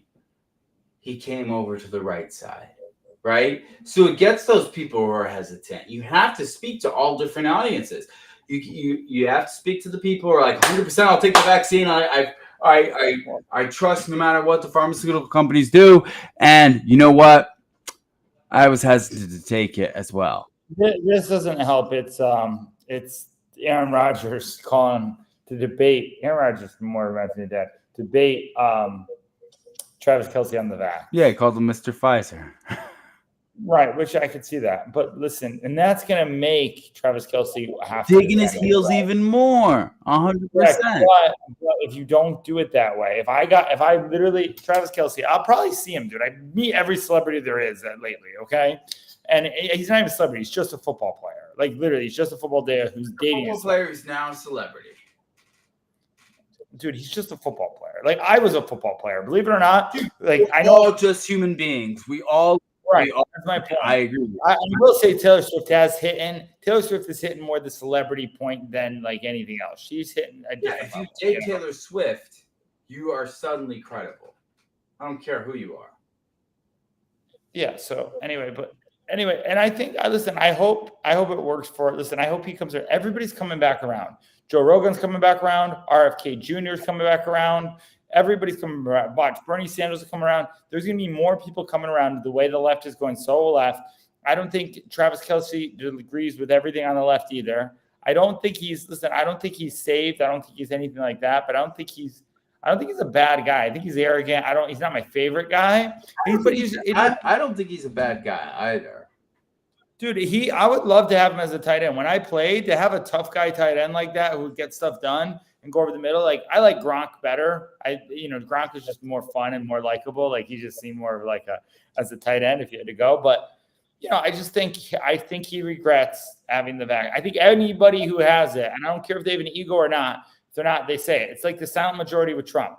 People voted for Trump. People got the vaccine are probably upset they got it. Yes, and I hear what you're saying, Jeff, but not everybody agrees with you. Like they don't feel the way you feel. This is what I feel like everybody does, though. I feel like I'll go out. I know you feel that way, Jeff, but you realize there are people who are openly going to want to cut off their children's. And I hate to be this type of person, but like. I think it's in the minority, though. I really think it's in the minority. I think we're giving more of a platform to these people to create divide by the 1% or whatever. I don't think it's as many people as you think. And the fact that the media is controlling it and saying it, and the fact that we have California. Oh, listen, I hope that's the case, and I agree that I think it is the minority. The challenge is when you say that everybody thinks the way that you think, it's not like that's not the case. No, not everybody, but the majority, like so many people got the vaccine. The majority of people got the vaccine probably regret it by now, knowing what they do. Nancy probably regrets it. I don't think so. All right, we'll get her on. I'll call her. I'll call her tomorrow. Hey, how you doing? I don't think, Jeff. It's once you get into a point where your ego is up against the wall and you're not used to admitting that you're wrong, you will fight that until the day you die. Because the fears that people feel in life is that I'm not good enough, and because of that, I'm not going to be loved. So if somebody says that they're wrong or admits that they're wrong for a long period of time, it makes them look like a fool. And if they're a fool, then maybe they won't be loved. And if you do not have, which most people don't, a majority of, oh my God, I failed so much, I fucked up so much in my life that I'm used to being wrong, that it's okay to admit when I'm wrong. Like you and I both have that. Like it's like, oh my God, I've messed up. Like, you know what? I messed up just recently. I messed up on cutting you off. I understand that. I think it's warranted, but I did mess up on that. I messed up thinking I know. I say I know when I don't know. It's been a big revelation to me now. Like, man, how much have I been blocking out? Like I was on the real estate thing, looking how to underwrite and waterfall and be a LP and a GP of a bigger deal. And I kind of dismissed it like, oh, I kind of know of this and I don't know. And I've blocked myself to a lot of information that had been around, like really around that probably would have saved me tax benefits and everything by just thinking I knew in my business, leading people on. And I have to be accountable for all that. And so my point in saying that is, and I have a decent ego, like 100%. I really do. I'm aware of it. And even then I thought I got better from it. And then it made me aware that I went down. My point in saying that, and it doesn't even matter, but like, I just think, listen, I'm hoping that all the right idiots are wrong about the whole Taylor backing Biden. Like, I don't see how The Rock didn't even want to back Biden. He voted for Biden. Oh, we didn't even get the Michael Rappaport. Do you want to do that? Yeah, let's end with that. All right, let's end it with. I didn't even see that, but I did hear of it. And it's funny. I always want to cover all the topics. I didn't even watch PBD's podcast today. Did you? I did, yeah.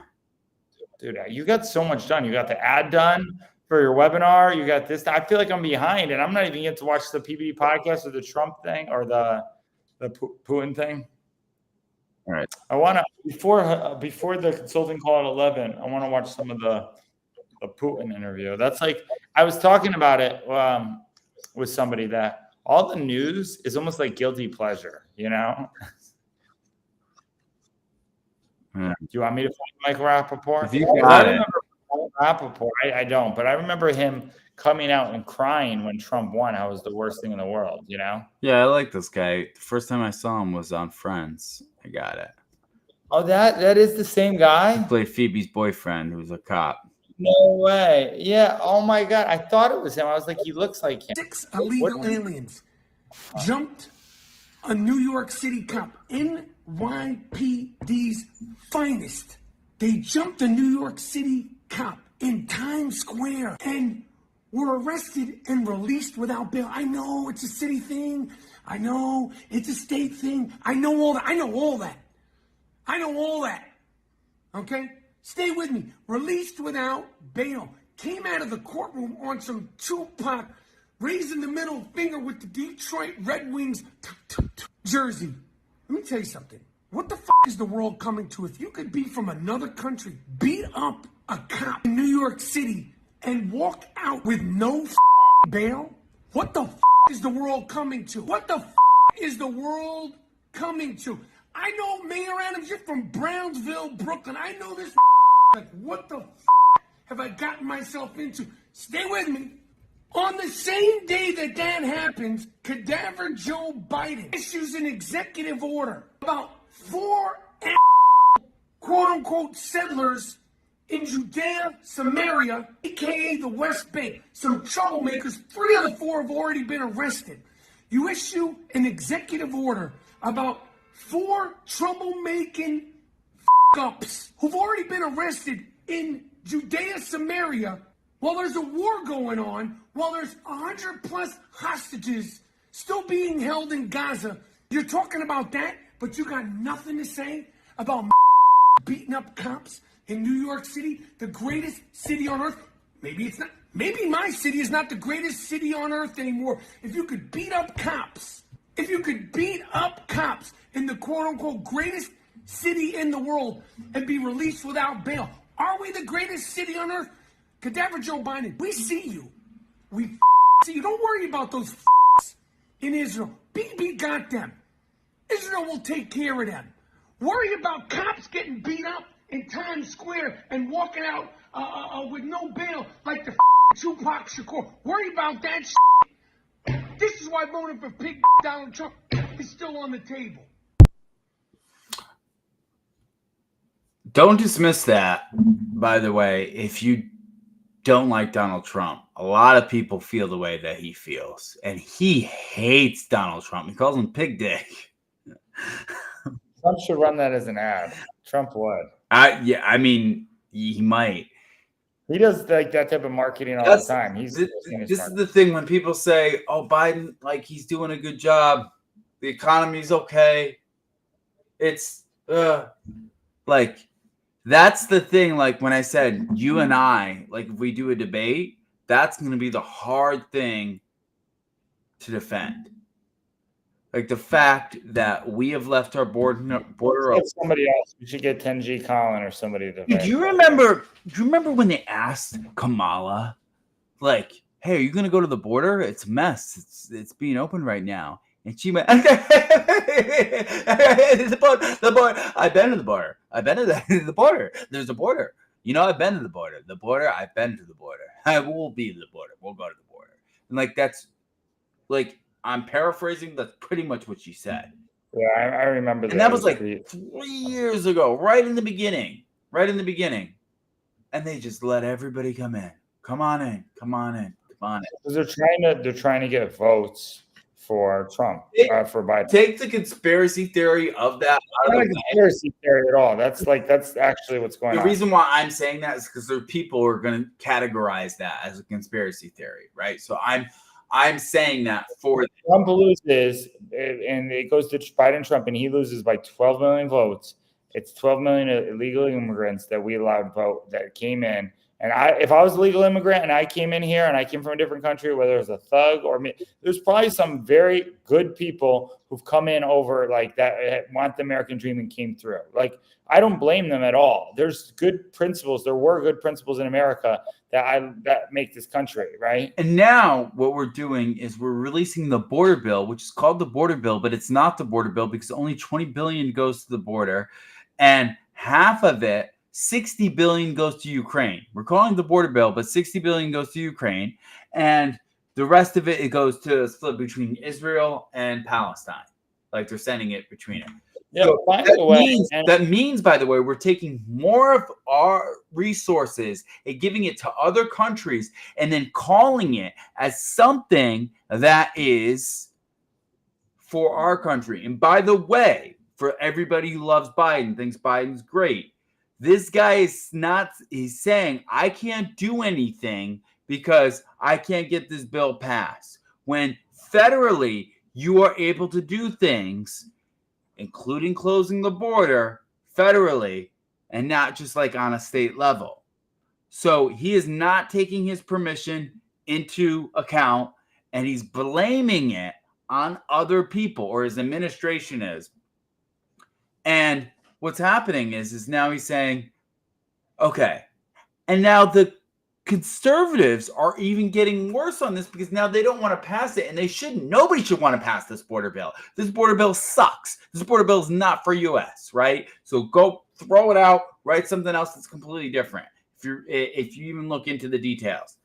But the problem is now the conservatives and Donald Trump do not want to pass anything. Why? Because they can get votes on the fact that Biden is royally fucking up with the border. And if enough people see that and they don't fix the problem, then shit, dude, I guess we're going to have to vote for Trump, right? Look at what Biden's doing. So what's happening is nobody wants to pass any bills until Trump comes back into office because they want to get Biden out. And that's called playing politics. And that's it's messed up because in the long run, it might be a good idea because getting Biden out is obviously going to be better for our country because people keep pouring in and Biden just is going like, it doesn't matter. Like, just let him come all in. I don't care. Yeah, but you can't play politics. Dude, that was the same thing when George Floyd died and I was in Connecticut. They basically made it sound that they weren't going to do anything until Trump was out. Like, it's the same stuff, right? So everybody was playing their own little games. It's wrong. It's wrong. It's not American. I don't care where. I don't care if we have Biden as their president or Trump as their president. You do the right thing. You do what you believe is right on the point. You pass the bill. That's 100% how it should work and thing. If it was any common people, we didn't have all these people in the swamp that were in here with term limits, it wouldn't happen that way. It wouldn't be so much. The fact that we prop somebody up and say, this is the person to win, and Trump was the one person who ran on FU money and ran however he wanted to run, and now it's scaring everybody and we're doing everything else not to keep him in. It's just not right. That's what we're going into. It's just, it's very, very, very troubling. And yeah, I know about the border bill, but here's the biggest thing. And Michael Rappaport said this, and I believe the whole Ukraine Russia thing, which I'll watch some of that. We haven't been covering any of the Ukraine war. I guess that's still going on. I haven't seen anything on my feed about it or anything. It hasn't been filled because there wasn't enough division, right? There wasn't. It wasn't. But Israel, Palestine, all over my thing, I see all about genocide and Israel keep going, and then the hostages and all this stuff. It all feels facade. I feel like in war, nobody wins. Okay. Who's winning the war? Nobody. Okay. And Michael Rappaport was like, hey, there's hostages. I know he's Jewish. Like, technically, I guess I'm a part Jewish. I saw a video on Twitter, and this is me outraging. This is what they want to do, of like an Israeli boy who was 13. There was Israel, that was Palestine. And the Israel guys tortured him, and he was autistic. I watched the whole video, right? And I don't know if it was true, if they made it up, or if it was real. If it was just wrong, okay? And it was Palestine. And then they're like, genocide. The most genocides on tape, and nobody cares about it, etc. And I just want to say that I at least want to make a voice to this because I understand it. And the fact that we just blindly support Israel or we blindly support Ukraine, okay, on these things, and we're actually funding money and not focus on our own country, America first, on this is just not right, right? And like, I don't even know why the whole thing on whatever that whole date when it happened, when Gaza went and killed everything, and maybe it happened, it was all planned, and just like 9/11, Benjamin Netanyahu, so he could go wipe it out and they could have a free on here. I would say, if you're gonna, like, to be fair, if you're gonna say come across an Israeli going after somebody and killing a 13-year-old boy, then you might want to address the fact that Hamas killed 1,300 people, from kids to adults, who were just living their lives. Yeah, and I'm not like saying anything with Hamas and stuff but just my point in saying this is like, and I could see both. I could see like Hamas doing really bad stuff, evil, right? The whole thing, terrorism, and then I could see Israel justifying any wrong act they do because of that, right? In a way, right? Like an eye for an eye. Like, we're gonna wipe you out. You guys have been wiped out. You're breeding terrorists. We'll wipe you out. Like, it's war. It's not, dude, it's Israel-Palestine. It's been going on for years, right? It's the biggest thing that's getting me talking about. I don't even have a fight. I shouldn't even be commenting on this. The fact that it's on my feed is just unbelievable. So this is the perfect thing that whether George Soros or whoever's orchestrating these things to make people get all passionate and have Palestine people thing in America, it's bigger than all of us, okay? Like, this is all bigger. It's just, they're just bringing in things to divide it, right? Like, I almost think like Tucker even interviewing Putin, which is good. I believe it's just going to be orchestrated just to divide. This is what I think. I think you and I know what we believe, right?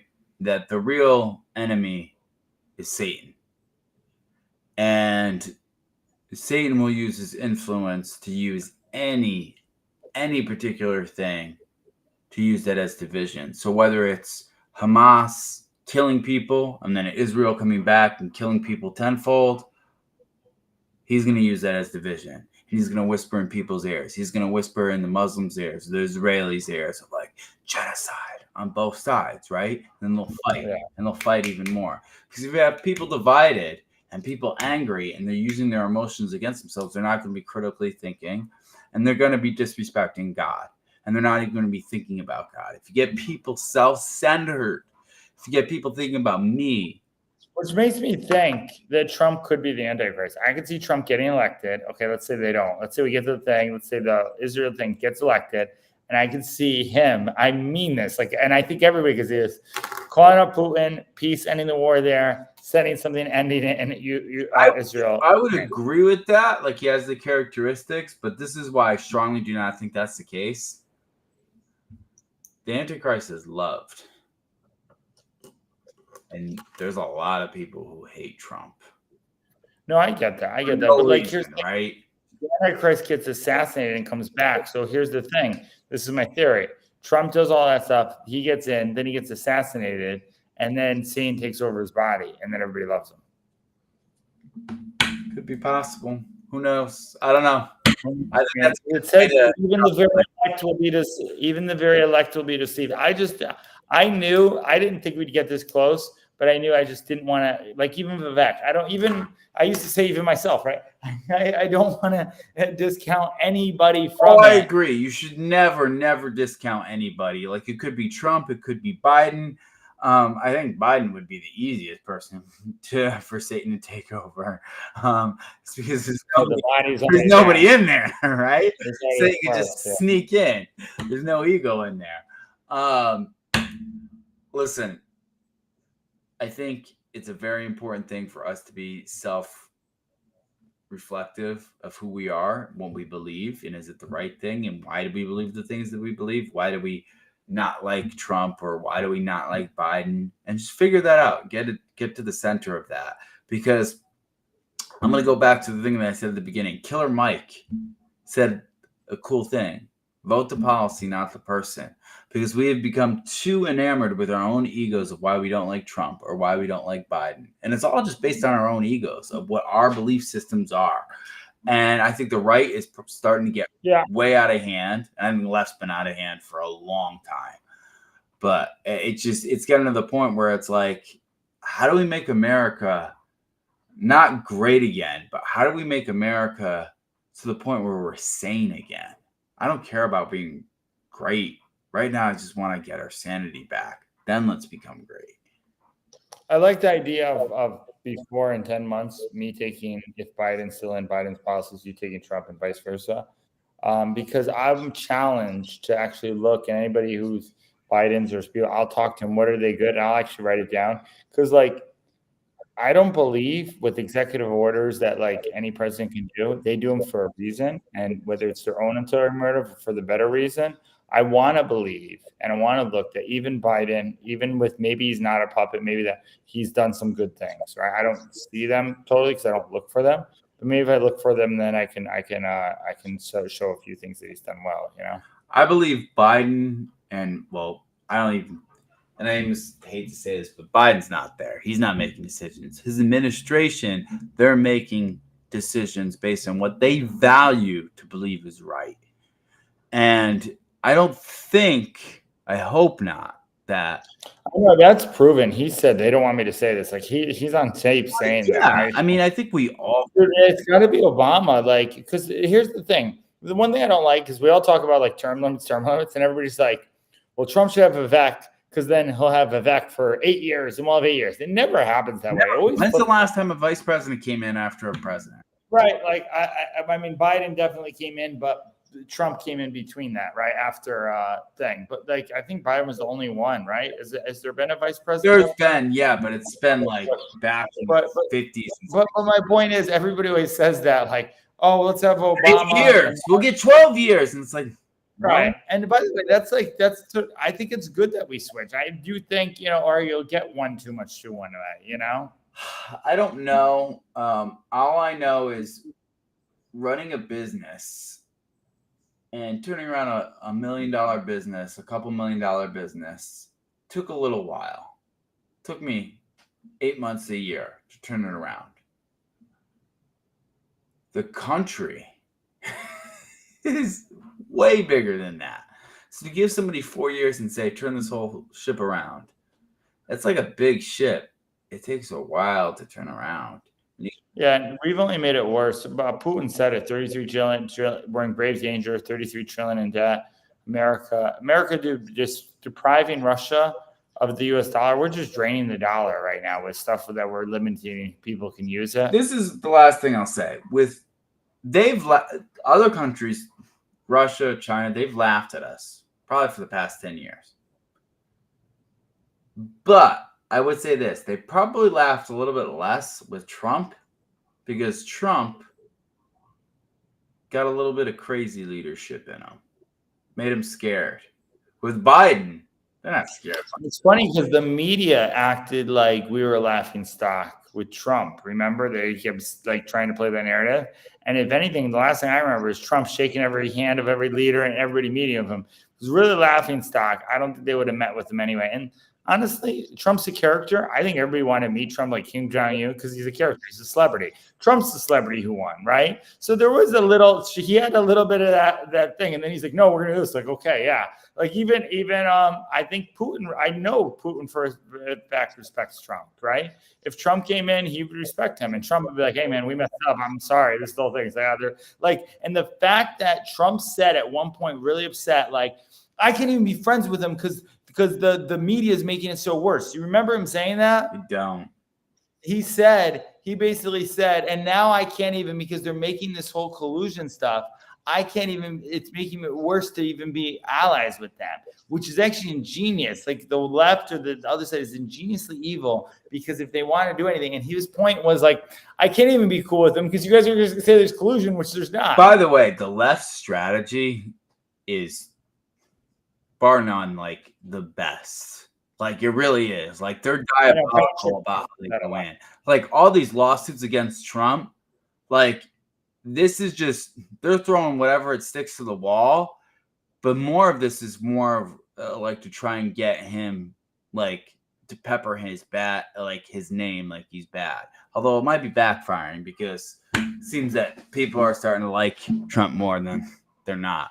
All right, let's wrap this one up. It's late. Hour and 54 minutes, 27 seconds in. Guys, if you've been watching so much, thank you so much for the comments. Thank you so much for the subscribes and the likes. If you're not subscribed to the channel, please subscribe. We're going to have great content come to you. It's going to get heated. We'll probably do a live stream for the election. And I think that's going to be fun. All right, Jeff, you got anything to say before we wrap up here? Putin tells Tucker Carlson Ukraine war can be over in a few weeks. I don't know, man. I feel like Tucker went and made. I think Tucker's going to be the vice president of Donald Trump. I said that before, didn't I? Yeah, I don't think so. Okay, well, I do believe that. Like, why not? Now he's making peace. He doesn't want it. Yeah, that might be why. But I think Trump wants him. I don't know, man. I think Trump wants somebody who's a good number. He said he already knows who it is, but you heard me. He called Glenn Beck and said, "Hey, who should I pick?"